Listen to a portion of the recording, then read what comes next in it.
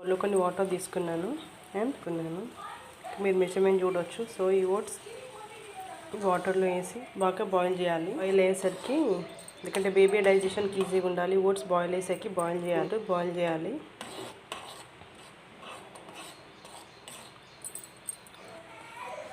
ఈ బనానా కూడా నేను ఒక బనానా తీసుకున్నాను. ఈ బనానా కూడా నేను తీసుకున్న క్వాంటిటీ కొంచెం ఎక్కువ 3-4 అవర్స్ తర్వాత ఫ్రెండ్ చేసి దీనిలో యాడ్ చేసి బాయిల్ అయిపోయాయి. దీనిలో కొంచెం బాయిల్ అయ్యాక వాటర్ యాడ్ చేయాలి.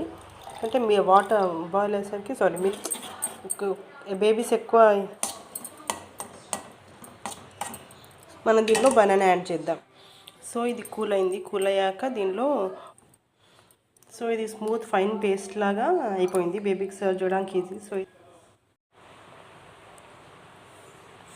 సో ఫ్రెండ్స్, ఫైన్ బౌల్లో కొన్ని వాటర్ తీసుకున్నాను అండ్ మీరు మెజర్మెంట్ చూడవచ్చు. సో ఈ ఓట్స్ వాటర్లో వేసి బాగా బాయిల్ చేయాలి. బాయిల్ అయ్యేసరికి, ఎందుకంటే బేబీ డైజెషన్కి ఈజీగా ఉండాలి, ఓట్స్ బాయిల్ అయ్యేసరికి బాయిల్ చేయాలి.